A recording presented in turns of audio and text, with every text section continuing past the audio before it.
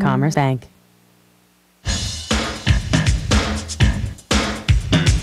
Well, everybody complains about it, but few people seem to be able to do anything about it. You know what we're talking about? What? Spam. The junk email that most of us cannot escape until now.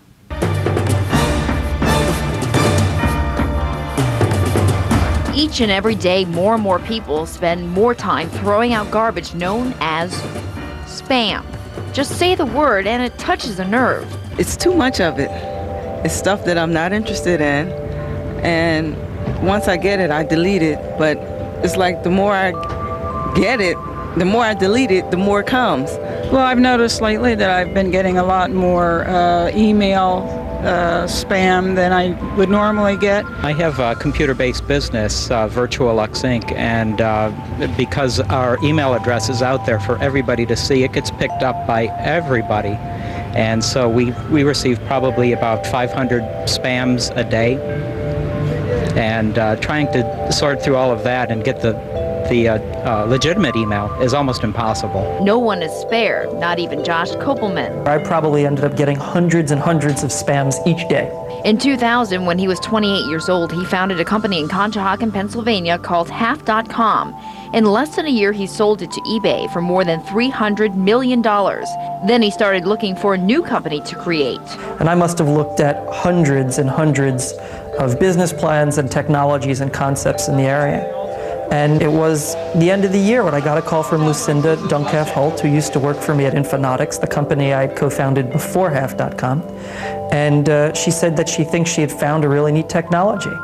And I took a look at it, and I agreed. I think it's a revolutionary technology that can change the rules in the war on spam. The result is TurnTide Incorporated here in Conshohocken, with Josh Kopelman as its chairman and Lucia Duncalf-Holt as its CEO. At the heart of TurnTide is this computer that can detect spam not by its content, but by the way it's sent. Spammers act differently. They want to just open up lots of connections and throw stuff at you quickly. Legitimate, normal senders, their mail servers don't behave that way. They don't send that way. So we can see the core differences in the way the traffic moves over the network. With that kind of vision, TurnTide is able to control spam traffic in a way that's never been done before. For example, legitimate email is identified and routed onto a fast track into your inbox. As for spam, what we do is limit the amount a spammer can send into a protected customer. So a spammer wants to essentially come through a fire hose with volumes and volumes and volumes of spam. If you're a spammer, we offer you a straw. You literally can't get the mail through, and it backs up on the spammer's own server, just stays completely away. It literally never shows up at the recipient. We force the sender of spam to wait a very, very long time to send one spam message, and they can't afford to wait, so they leave. You know, how many times will someone ring your doorbell or let your phone ring before they hang up or walk away? Since its launch in February of this year, TurnTide has signed up 15 customers. People like Edward Jones Brokerage, Drexel University. TurnTide claims it's reducing spam traffic by 90% at its customer sites.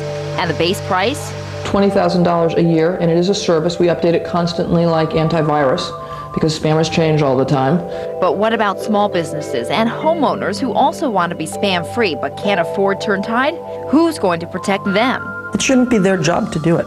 Their internet service providers should be the ones that are actually doing that. And we're actually now selling to a large number of internet service providers, so the people who provide the connectivity, if you get a cable modem or if you have DSL or if you have a dial-up modem, the people that provide you with that bandwidth and that connectivity should be the ones that solve your spam problem. And that's why we're focusing on those companies, because we think rather than trying to sort of solve it one mailbox at a time, let's try to solve it one internet service provider at a time. As in, let's do lunch with Comcast? Comcast, you know, I'm a big fan of Comcast. They were a very large investor in Half.com, and hopefully they'll protect their customers' mailbox for spam with a product like this. My favorite question we get to at the end of most conversations is, well, what happens once you're everywhere? And that's a place we'd love to be in a couple of years.